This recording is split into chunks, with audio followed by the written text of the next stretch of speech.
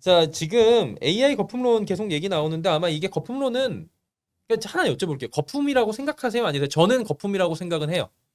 언젠가 터질 거품이긴 한데 이게 어느 정도의 크기로 어떻게 터져서 시장이 어떻게 반응할 건지에 대한 지금 확정적인 게 단서가 없으니까 어려운 것 같아요. 그렇죠. 저는 네. 거품이냐 아니냐 하면은 거품이라고 저도 생각을 하는데요. 근데 아직 그렇게 많이 쌓이지 않았다. 예를 음, 들어 뭐 욕조에 이벽제 넣잖아요. 이벽제 넣는 걸로 따지면은 네. 이제 넣은 거죠.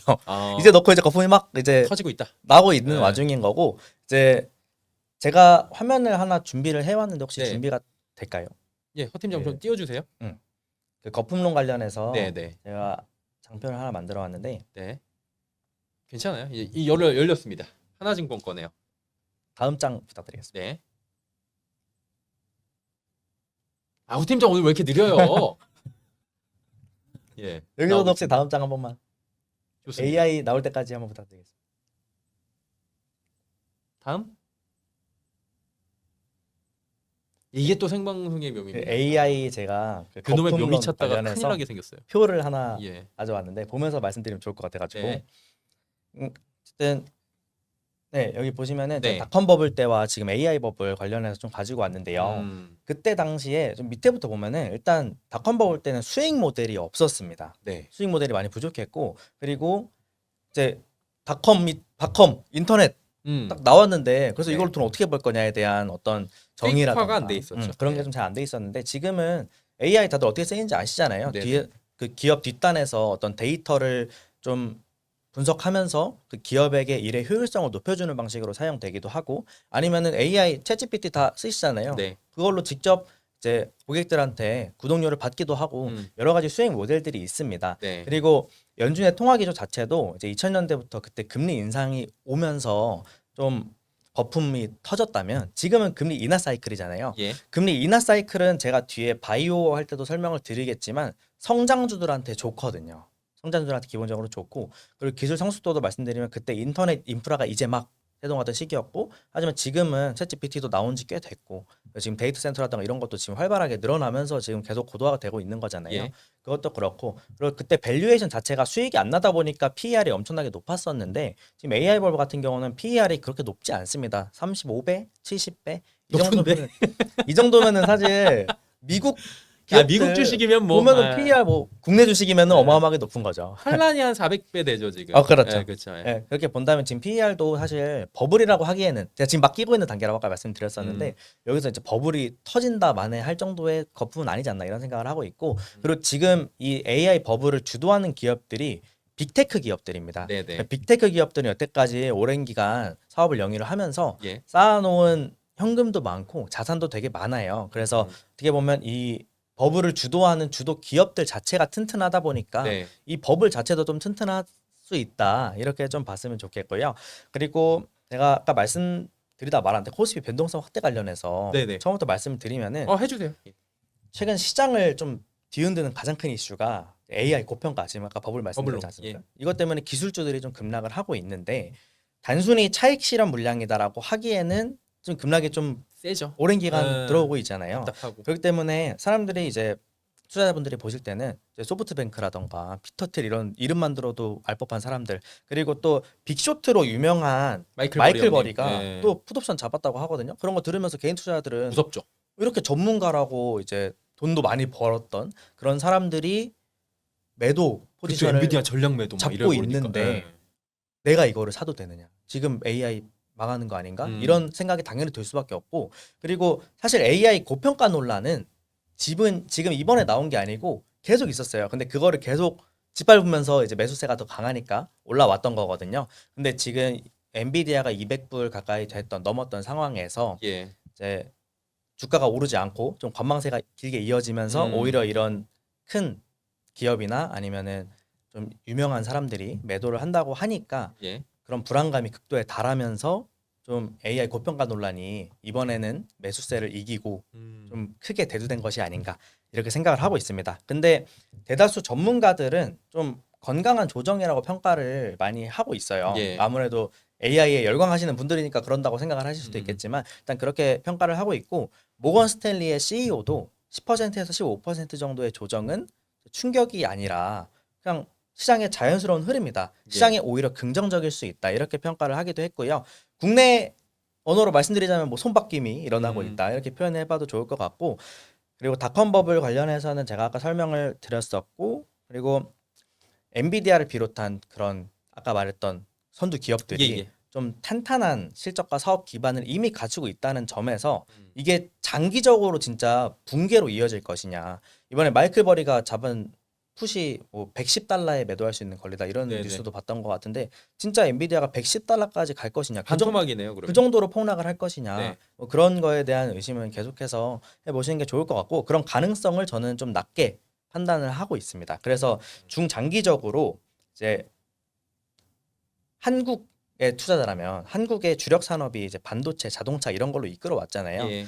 2025년도부터 계속해서 이제 한국 장이 좋았던 이유가 그런 기업들의 펀더멘털이 받쳐줬기 때문에 좋았던 거라고 볼 수 있겠는데 이제 오히려 12월 중순 넘어가면서 시장이 이제 방향성을 잡을 거거든요. 방향성을 잡으면서 다시 강세장이 시작될 가능성이 저는 좀 높다고 판단을 하고 있고 우량주를 좀 저가에 지금 손바뀜이 막 일어나고 있는 시기에 저가에 분할 매수할 수 있는 이제 공포의 사라를 실현해 보실 수 있는 좋은 기회로 삼을 수 있지 않을까 이렇게 생각하고 있습니다. 근데 이게 대전제가 있잖아요. 공포의 사라는 게 공포의 몰빵이라가 아니라 공포에서 나눠서 여러 그렇죠. 번의 분할 매수. 분할 매수를 능력껏 이게 근데 그 모든 이들이 공통적으로 얘기하는데 모든 이들이 공통적으로 하지 못하는 게 이제 분할 매수라고 하잖아요. 혹시 이따가 제가 시간이 되면 한번 여쭤볼게요. 뭐 네. 요령이 있냐 이런 것들을 한번 여쭤보려고 하는데 어쨌든 그거보다 더 중요한 게 뭐냐면은 지금 엔비디아거든요. 맞습니다. 야, 얘 때문에 지금 시장 진짜 정신이 없어가지고 저도 피해자예요. 왜냐면 저희 같은 사람들도 피해자죠. 하루 종일 저도 이거 보고 피해자입니다. 있어야 그렇죠. 보고 저도 있어야 되는 거고. 근데 지금 말씀드리는 순간에 그 미국 쪽 야간 선물은 플러스로 돌았어요. 분명히 0.3% 하락하다가 또 돌고. 그러니까 오늘은 이걸 안 보시는 게 좋을 것 같은데 전 그렇죠. 개인적으로 이거 안 보시는 게 좋을 것 같습니다. 여러분께서는 어차피 엔비디아 실적 나와야 방향성 잡히는데 어떻게 보세요? 이거 뭐 맞추고 안 맞추고에 떠나가지고 그냥 일단 다들 알고 계시겠지만 엔비디아 실적 발표가 예. 현지 시간 11월 19일 음. 우리나라 시간으로는 이제 내일 오전 6시경에 그렇죠. 예정이 되어 있습니다. 현재 시장에 모든 관심이 좀 쏠려 그리고 있거든요. 어닝콜하고 막 하나하나 그렇죠. 나올 때마다 막 아마 이러겠지 또. 모두 다 들으시겠죠. 오늘 그쵸, 밤 그쵸. 새십시오.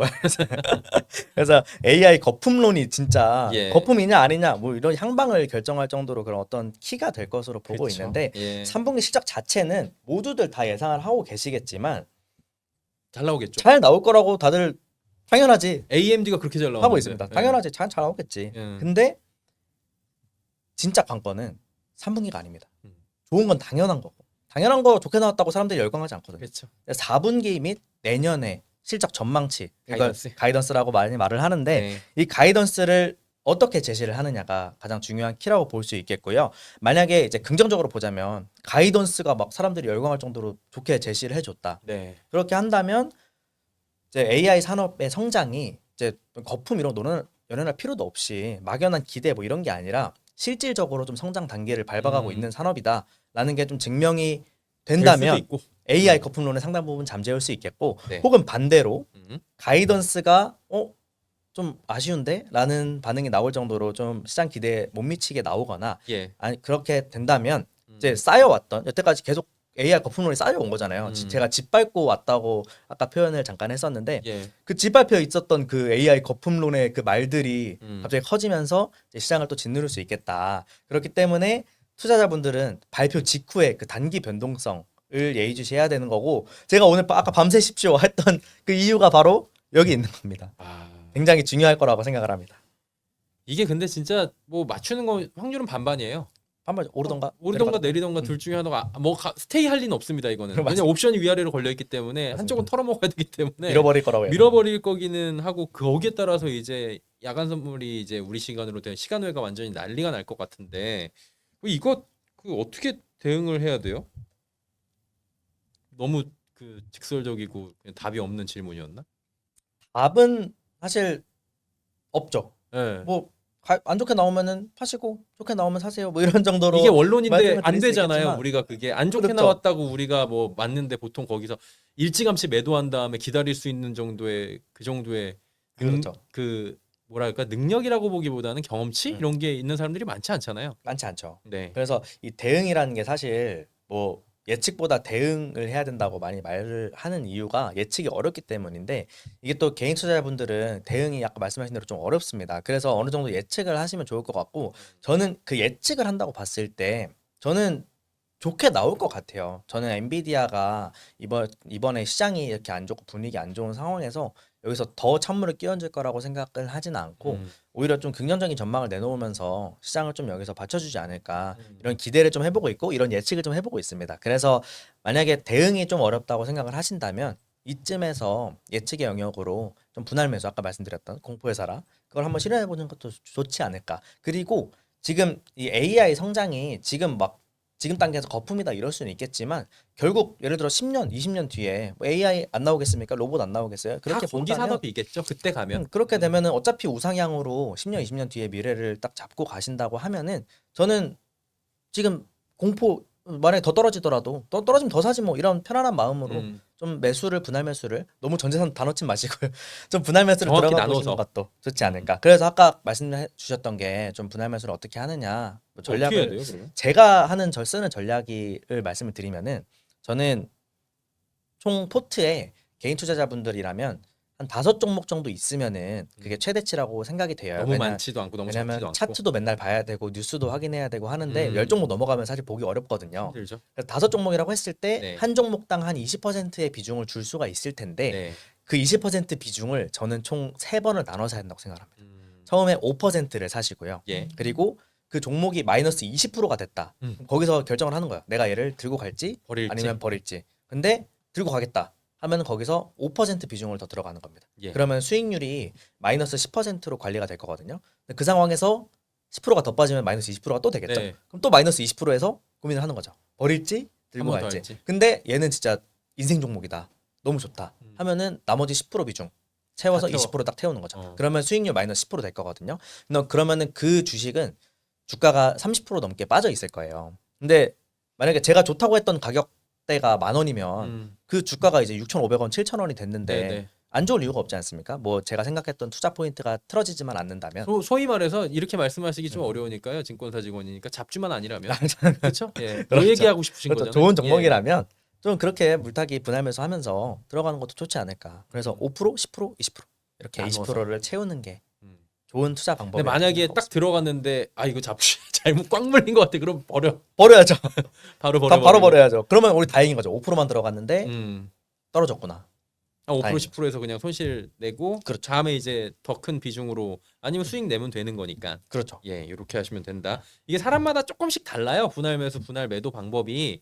그래서 이제 현장에서 그 고객 선생님들한테 쓰시는 그렇죠. 방법이니까 실제로 이제 운용하시는 방법이니까 이런 것들도 참고를 해보십사라고 말씀을 드리는 거고 중요한 거는 우리가 지금 서학개미라고 하는 우리 선생님들이 보통 이제 직접 구매를 하잖아요. 엔비디아를 엔비디아 뭐 TSMC 마이크론 테크놀로지 이런 거 많이 ASML 이런 거 산단 말이에요. 브로드컴이나 다 움직일 거 아니에요 오늘. 그렇죠. 그건 그거대로 두고 우리가 중요한 거 뭡니까 요즘에 삼성전자, SK하이닉스 B2 금액이 지금 조단이래요 지금 얘네들. 큰일 맞습니다. 났습니다. 이거 좀 약간 걱정되긴 하는데 얘는 어떻게 하는 게 좋아요? 오늘 이후에 오늘은 지금 뭐 지금 끝나가는데 시간회가 있긴 하겠지만 그렇죠. 일단 국내 증시를 이 반도체 투톱 네. 삼성전자와 하이닉스가 이끌어 가고 있는데요. 음.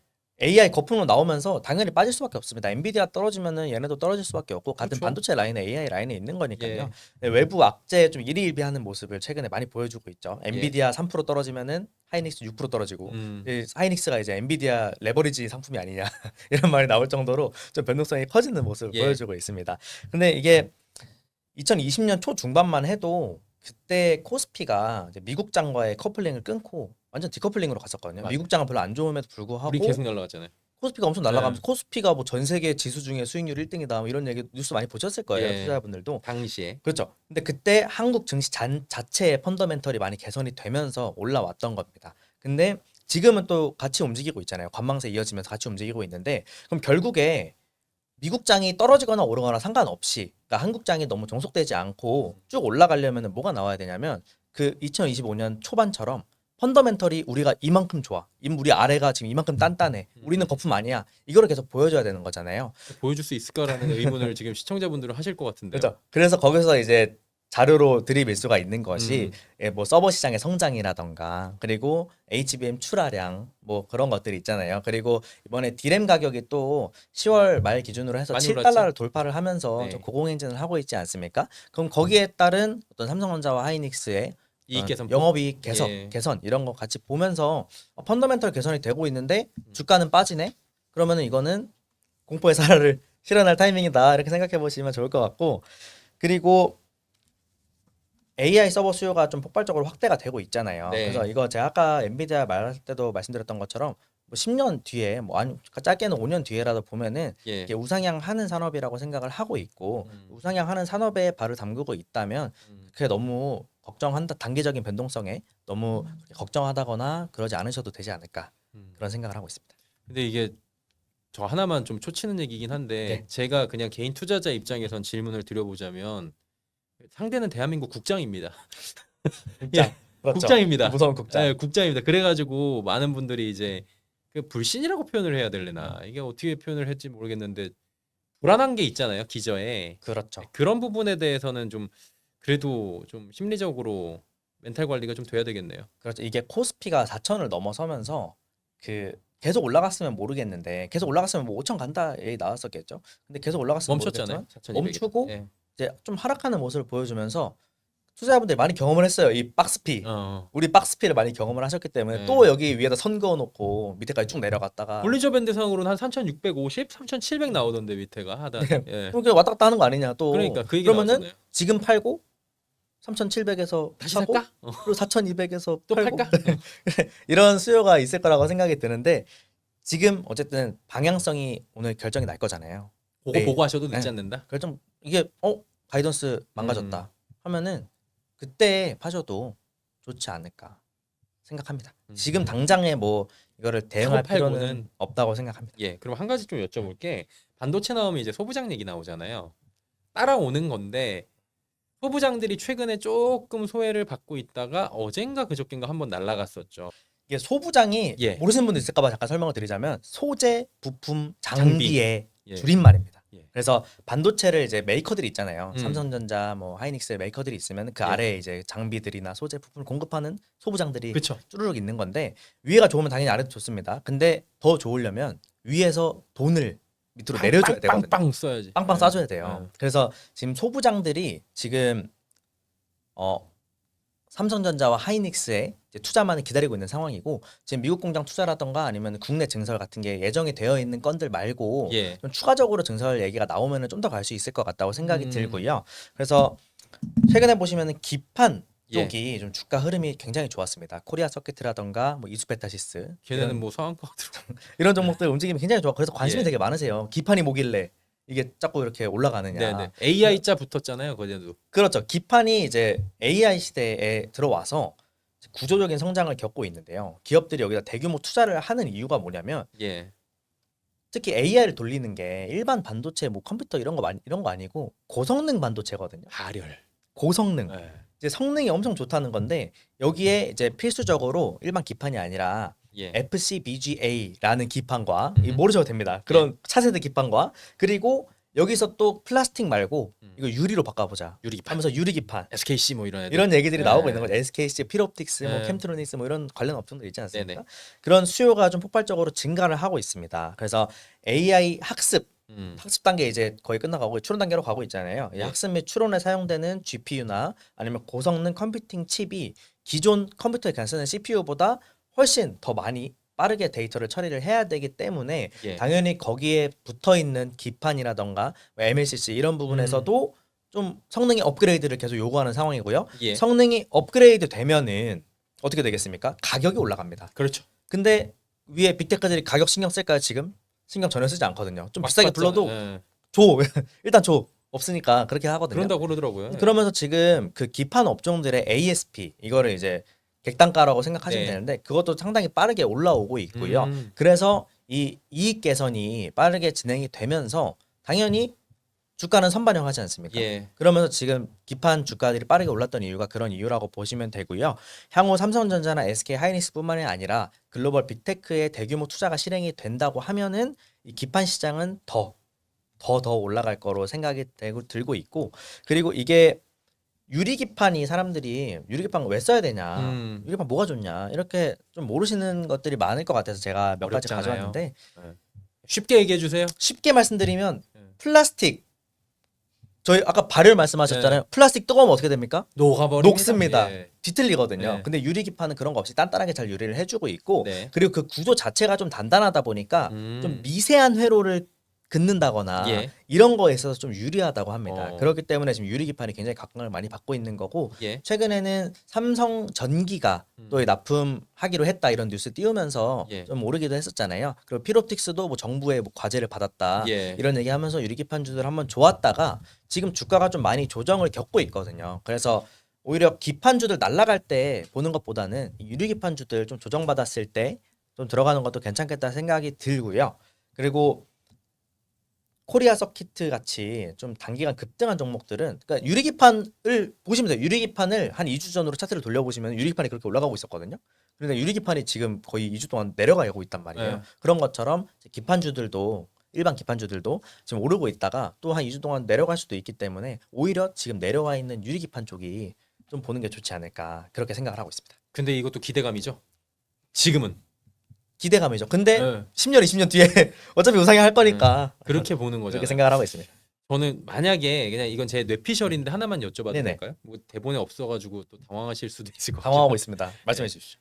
지금 그 삼성전자를 볼 때 AI 그 HBM이나 메모리 쪽도 있는데 파운드리 쪽이 있잖아요. 지금 파운드리가 뭐 조단위 적자가 나오다가 이게 적자만 없어져도 다 플러스 잡히는 거고 결국 AI5 칩이나 텍사스에서 결국에는 테일러에서 머스크 형님이랑 하는 거잖아요. 맞습니다. 그러면은 HBM이랑 D램 쪽에 만약에 조금 예컨대 지금 자꾸 이렇게 얘기 노이즈가 나오는 것처럼 거기 한 반의 반만 진행돼도 분명히 타격이 올 거란 말이에요. 파운드리는 이거하고 또 별개로 움직일 확률이 있잖아요. 그럼 파운드리 관련주들을 조금 보는 건 어때요? 파운드리 관련주 보는 거 좋다고 생각을 하고요. 네. 저는 근데 지금 단계에서 제가 고객님들한테 그 삼성전자를 하이닉스보다 좀 좋게 봐요? 좋게 말씀을 드린 이유가 뭐냐면 어, 어쨌든 그 삼성전자는 여태까지 엔비디아의 HBM 납품을 못 하고 있었잖아요. 그렇죠. 근데 HBM4에 와서 그 만드는 메모리 자체가 삼성전자는 6세대 메모리 기반으로 만들고 네. 하이닉스는 5세대 기반 메모리로 만듭니다. 음. 그래서 당연히 이제 보통 가격이야 삼성전자가 더 비싸게 만들겠지만 예. 가격이야 맞출 거고 그럼 엔비디아 입장에서 삼성전자 거가 하이닉스 거보다 좀 더 성능이 좋을 거라고 예상을 할 수 있잖아요. 예. 그러면 삼성전자의 이번에 퀄 테스트 통과를 큰 문제가 없다면 시켜줄 가능성이 높고 그렇게 된다면 HBM4 단계에 와서 삼성전자 입장에서는 원래 없던 게 플러스 알파로 생겨나는 걸로 생각해 주시면 될 것 같고 하이닉스는 자기들이 거의 다 하던 거를 삼성전자에 뺏기는 걸로 생각을 해주시면 좋을 것 같거든요. 그래서 한다. 최근에 외국인들 움직임 보시면은 뭐 최근에 주가가 많이 빠지는 와중에도 하이닉스는 외국인도 같이 매도를 합니다. 근데 삼성전자는 외국인들이 사고 어제도 예, 사더라고요. 이런 모습을 뽀뽀이긴 많이 하지만. 보여주고 있거든요. 예. 그런 움직임 자체가 하이닉스 차익 실현하면서 삼성전자의 그런 좋게 보는 방향으로 좀 수급이 이동하고 있지 않나 그렇게 생각을 하고 있고요. 그리고 말씀하셨던 것처럼 삼성전자의 파운드리 쪽이 최근에 좀 기지개를 펴고 있습니다. 그래서 예. 이것도 당연히 플러스 알파로 붙어가는 거고 그리고 지금 핸드폰도 잘 나오고 있죠. 그리고 가전도 최근에 잘 되고 있거든요. 가전도 중국에서 또 이구안신 정책이라고 해서 작년부터 또 가전 수요 올라오고 있고 네. 그리고 국내에서도 또 알뜰 효율 가전 하면서 가전 바꾸는 거 도와주고 있고 하고 네. 있잖아요. 그런 것들 다 온 우주의 기운이 이제 삼성전자 모이고 이렇게 있다. 모이고 있나? 음. 모르겠습니다. 어쨌든 그런 긍정적인 요인들이 몇 가지 겹치는 것들이 있어서 삼성전자를 좀 좋게 보고 있고요. 저도. 그리고 파운드리 말씀하셨듯이 좋을 것 같습니다. 근데 지금은 삼성전자가 먼저 갈 것 같다. 지금 소부장도 보시면은 삼성전자의 수급 먼저 몰리면서 소부장이 빠르게 올랐지만 삼성전자가 먼저 올랐습니다. 그래서 가고 이런 식으로. 그래서 그런 것도 살펴보시면 좋겠고 지금 네. 소부장 중에 좀 많이 못 오른 종목들이 있어요. 삼성전자가 지금 전에 고점 88,800원이었죠. 예. 떨어지기 전에 작년 여름에 88,800원에서 49,900원까지 떨어질 때는 같이 내려왔다가 올라갈 때는 또 같이 못 따라 올라간 소부장주들이 있단 말이죠. 네. 거기엔 여러 가지 이유가 있을 텐데 이제 삼성전자랑 하이닉스가 국내 투자하겠다고 했으니 그렇게 아직 못 오른 소부장주들도 같이 봤으면 좋겠다 이런 마음입니다. 반도체 오래 한 것 같은데 제약바이오들을 사실은 개인 투자자들이 반도체하고 제약바이오, 2차 전지 이렇게 세 개를 거의 탑픽으로 가지고 있단 말이에요. 반바지라고 하죠. 안 봐지. 반도체, 네. 2차 전지, 네. 그다음에 바이오 이렇게 하는데 네. 바이오가 좋아요. 지금 오늘 ABL 바이오 2장에서도 올라가고 반등 나오고 그러는데 그리고 이제 뭐 펩트론, ABL 바이오, 리가켄 바이오, 알테오젠 이 넷 중에 하나는 보통 들고 가시는 것 같더라고요. 추세적으로 어떻게 보세요? 맞습니다. 이 바이오주가 예. 그 지금은 트렌디하게 딱 세 개만 보시면 되거든요. 예. ADC 음. 그리고 비만 치료제 그리고 마지막으로 CDMO 이렇게 세 개를 보시면 되는데 지금 CDMO 대장주인 삼성 바이오로직스가 쉬고 있죠. 자고 있습니다. 네. 그렇기 때문에 지금 비만 치료제와 ADC 쪽으로 수급이 당연히 몰릴 수밖에 없고요. 예. 그리고 CDMO 같은 거는 사실 미국 쪽에서 생물보안법 얘기가 나오면서 네. 더 좋아질 것이기 때문에 그쪽은 살짝 접어두고 비만 치료제랑 ADC가 이제 글로벌 빅파마들하고 이제 어떻게 얘네가 이거를 가져가고 아니면 얘네가 돈 얼마 받아? 그래서. 기술수를 얼마하고 마일스톤이 얼마고 이런 것들이 나오고 있어요. 그래서 최근 하락장 속에서도 바이오주가 어떤 개별 기업의 기술 수출, 이거 에로라고 하죠. 에로 기대감이나 임상 데이터 발표나 이런 것들이 껴 있으면서 학회 예. 같은 것도 계속 하고 있잖아요. 장이 안 좋은 와중에도. 그렇기 때문에 개별 호재를 바탕으로 좀 견고한 흐름을 보여주고 있고요. 예. 그리고 바이오 산업은 이렇게 개별 기업의 기술력이나 파이프라인이 되게 중요한 그렇죠. 단계고 철저하게 차별화됩니다. 철저하게 차별화되는 업종이고 그래서 사실 어떤 기업이 당장 다음 주에 어떤 바이오가 갈까요 하면은 아무도 몰라요. 그렇지. 예. 아무도 몰라. 누가 갑자기 손 들고 저희 잘 나왔어요. 이러면 날아가는 게 바이오주기 때문에 그래서 향후 1, 2년 내에 어떤 발표가 예정돼 있거나 아니면 기술 수출 성과가 좀 보여질 가능성이 높은 기업들 이것들도 좀만 뉴스 찾아보시면은 다 정리해 놓는 애널리스트들이 또 다 있거든요. 예. 그래서 한번 개별 종목들은 살펴보시면 좋겠고 그리고 ADC나 이중항체 등 좀 차세대 바이오 기술 분야에서 구조적인 성장이 좀 기대가 되잖아요. 새로 나오는 거다 그쵸, 보니까 그쵸. 그렇기 때문에 그 부분에 있어서 좀 신중하게 이것도 분할 매수를 하시면은 좀 고점에서 잡더라도 조정을 겪더라도 밑에서 더 사면 되니까 그럼 분할 매수 관점에서 접근을 해보시면 좋겠습니다. 예. 그리고 예. 금리 인하 관련돼서 좀 말씀드리고 싶은데 그럼요. 예, 해주세요. 예. 미국 연준이 금리 인하 기조를 유지를 어쨌든 하고 있지 않습니까? 당장 12월에 할지 안 할지는 뭐 지금 논의를 하고 있지만 반반치킨이죠. 네. 예. 어쨌든 금리 인하가 내년이든 뭐될 거고 그러면은 바이오 업종에 좀 큰 영향을 주게 됩니다. 네. 거기에는 세 가지 이유가 있는데요. 세 가지 요인은 바이오 투자를 할 때 좀 거시적으로 핵심적인 환경 분석으로 사용될 수가 있어서 네. 투자자분들이 좀 기억을 해두셨으면 좋겠습니다. 네. 세 가지가 뭐냐면 직접 영향, 그리고 음. 투자 심리 영향, 그리고 산업 영향 이렇게 세 가지가 영향이 있는데요. 네. 직접 영향은 당연히 대출 금리가 낮아지면서 이제 이자 비용이 감소한다는 그렇죠. 내용입니다. 예. 바이오 기업들은 장기간의 과정을 거치면서 대규모 R&A를 진행을 하기 때문에 비용을 지속적으로 투입을 하게 돈 되고요. 많이 든다는 얘기죠. 바이오 적자 기업들도 엄청 많잖아요. 그 돈 돈 90% 적자 아니에요? 예. 적자 기업들 엄청 많은데 그 돈 다 어디서 나옵니까? 은행에서 나오거든요. 대출 예. 받고 어디서 돈 땡기고 투자하고 투자 시비 받고 받고 예. 그러고 하고 있기 때문에 이 과정에서 외부 자금 조달에 대한 의존도가 매우 높고 금리 인하는 이 비용을 낮춰준다는 점에서 상당히 긍정적으로 예. 영향을 미칠 수 있겠고요. 그리고 두 번째로 투자 심리 영향이 있는데 금리가 낮아지면은 위험 선호 심리가 높아집니다. 왜냐하면 채권 금리도 낮아져요. 예. 채권이 어쨌든 고정적 안정적인 자산인데 채권 금리도 낮아지고 그리고 바이오주가 일반적으로 아주 미래의 가치를 가져오게 됩니다. 땡겨오잖아요. 예. 근데 이 가치를 땡겨올 때 10년 후에 1,000만 원이 지금 1,000만 원은 아니잖아요. 거기서 이제 할인율이 적용되는 거거든요. 근데 금리가 낮아지면서 이 미래의 현금을 현재 가치로 환산하는 할인율이 낮아지게 됩니다. 그럼 할인율이 낮아진다는 거는 뭐 10년 뒤에 1,000만 원이 지금 100만 원으로 평가를 받고 있었어요. 근데 금리가 낮아지면서 200만 원으로 평가가 올라갔네. 그러면 그 기업 가치는 2배가 뛰는 거거든요. 이런 식으로 좀 더 먼 미래의 가치를 가져올수록 할인율의 영향을 더 크게 받게 되는데 바이오주는 대표적으로 저 뒤에 20년 뒤에 가치를 어떻게 땡겨오는 되는지 그런 거잖아요. 예. 산업이기 때문에 금리의 영향을 그렇게 많이 받는 거고요. 그리고 세 번째로 산업 영향을 볼 수가 있겠는데 이 대규모 자금을 휘두르고 막대한 영향을 끼치는 이 빅파마들이 막 이렇게 골라가는 거잖아요. 예. 난 얘 이러면서 이렇게 찝어가는 건데 대규모 현금을 동원하면서 찝어가는 거거든요. 마일스톤 우리가 몇 천억 줄게 이러면서 가져가잖아요. 근데 그때도 금리가 낮아지면서 예. 이 바이오텍을 인수하거나 아니면은 기술을 도입을 할 때 그 자금 부담이 좀 줄어들다 보니까 예. 오히려 그런 것도 많이 하게 됩니다. M&A도 적극적으로 지금 자금 조달 비용 낮으니까 적극적으로 M&A 하고 기술 수입하고 이렇게 하거든요. 그렇기 때문에 이런 산업 영향도 있을 수 있다. 그래서 이 세 가지 축으로 금리 인하가 이 바이오 업종에 막대한 영향을 끼친다. 그래서 바이오 업종 투자하시는 분들은 사실 12월에 되냐 안 되냐도 중요한 이벤트로 볼 수 있는 거죠. 지금 바이오하고 제일 매우. 이거 그 금리 FOMC만 바라보는 게 바이오하고 지금 한 군데가 더 있잖아요.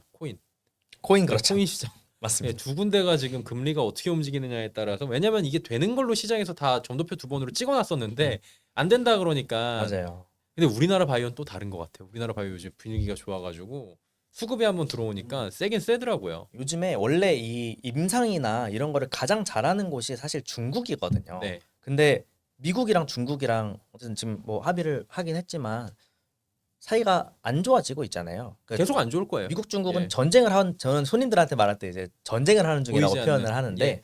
그렇게 사이가 안 좋을 경우에 그 미국에 있는 빅파마들 입장에서 예. 중국 애들 거를 가져왔다가 미국 FDA가 그거 우리 안 한다? 받아줄 거야. 통과 안 시켜줄 거야. 이러면은 좀 말짱 도루묵 되는 것이기 때문에 그 자금 수요가 좀 한국으로 넘어오고 있다고 판단을 해보셔도 좋을 것 같고요. 그래서 한국 기업들도 사실 기술력 좋거든요.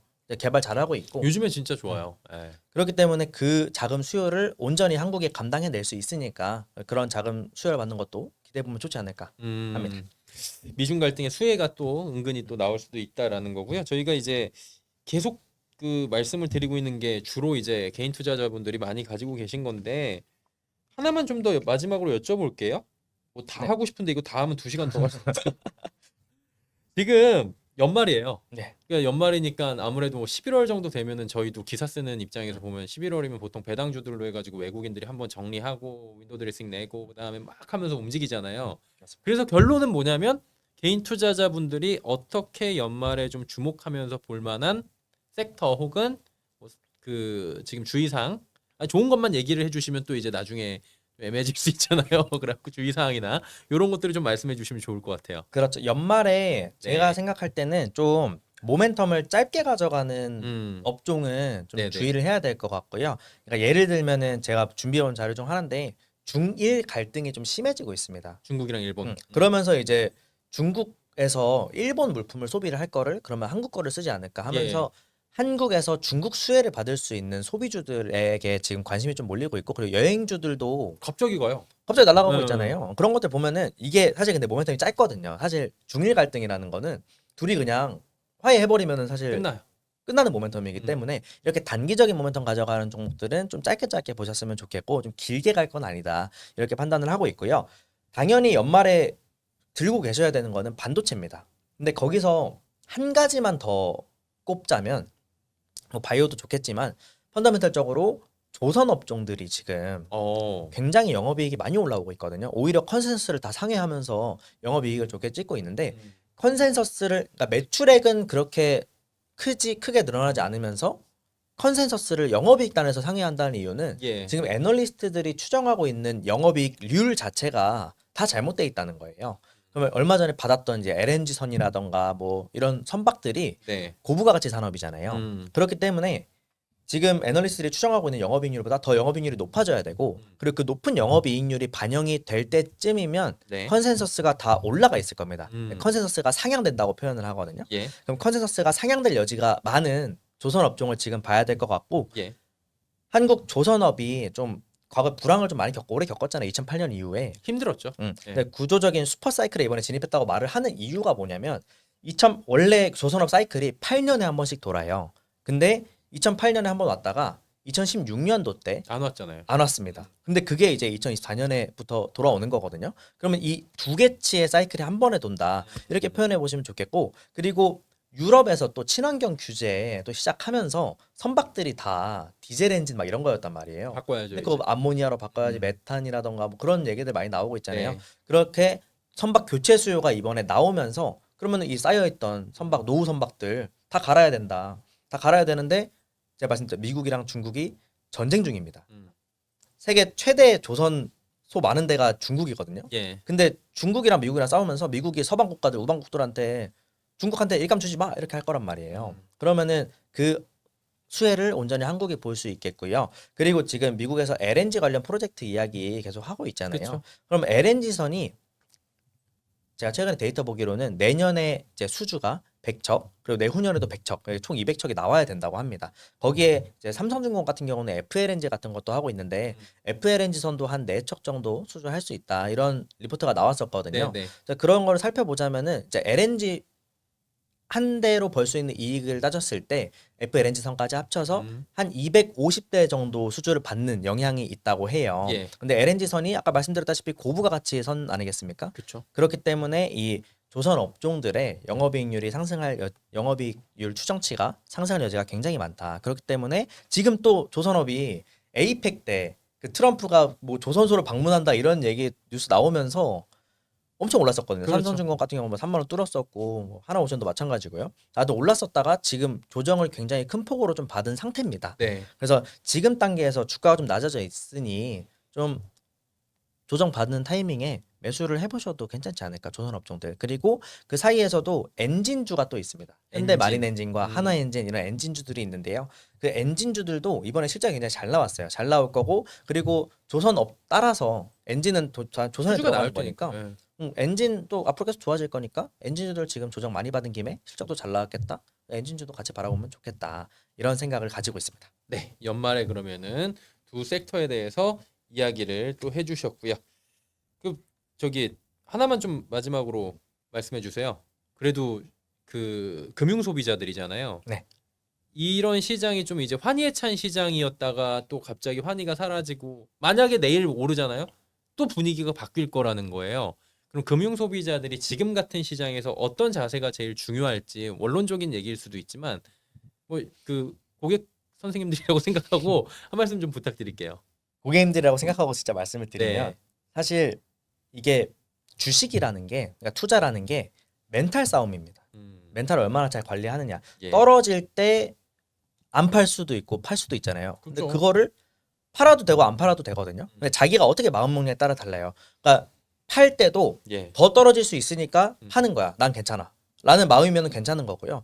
근데 안 팔아도 아 나는 이거 장기적으로 좋을 것 같으니까 안 파는 거야 하는 마음이면 괜찮은 거거든요. 예. 근데 팔았는데 올라간다고 아쉬워하고 안 팔았는데 떨어졌다고 아쉬워하는 그 심리가 저는 그 투자에 있어서 굉장히 방해되는 걸림돌이라고 생각을 합니다. 그래서 워렌 버핏 저희 선생님이 워렌 버핏님이 말씀하시기로는 시장이 변동성을 엄청나게 키우면서 사람들의 마음을 가지고 엄청 흔들어 놔요.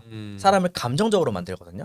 근데 주식시장에서 이제 감정적으로 주식을 딱 하기 시작하면은 거기서 이제 투자자분들이 말리죠. 말리는 거죠. 예. 한마디로. 그렇기 때문에 이 멘탈 관리가 굉장히 중요하고 그래서 저도 고객님들 상담하면서 가장 많이 말씀드리는 게 펀더멘탈을 굉장히 많이 말씀드려요. 왜냐면은 그 주가 오늘 3% 떨어졌냐 뭐 내일 2% 오를 거냐 이게 중요한 게 아니라 결국에 이 회사가 앞으로 얼마를 벌 수 있고 이 업종의 평균 역사적인 평균 PER은 어느 정도였고 그래서 이 회사의 가치는 어느 정도일 겁니다. 그러니까 지금 단계에서 어차피 싼 주가니까 여기서 뭐 3% 떨어지든 2% 올라가든 신경 쓰지 마세요라고 고객님들한테 이렇게 목표 주가 얼마니까 그러니까 어차피 10년 뒤에 여기 갈 거니까 이 말랑 똑같은 거예요. 그러면서 멘탈 관리를 하게끔 유도를 많이 하고 있거든요. 그래서 이걸 보시는 투자자분들도 좀 떨어질 때도 마음을 다잡고 항상 내가 이 주식을 왜 샀는지와 앞으로 뭐 AI 서버 추정치 이런 거 있잖아요. 이렇게 올라가는 그래프들 그런 것들 보면서 좀 심신의 안정 찾으시고 10년 뒤를 그려보시면은 지금 주가는 어차피 중요한 게 아닐 수도 있으니까 그런 식으로 멘탈 관리를 좀 하셨으면 좋겠습니다.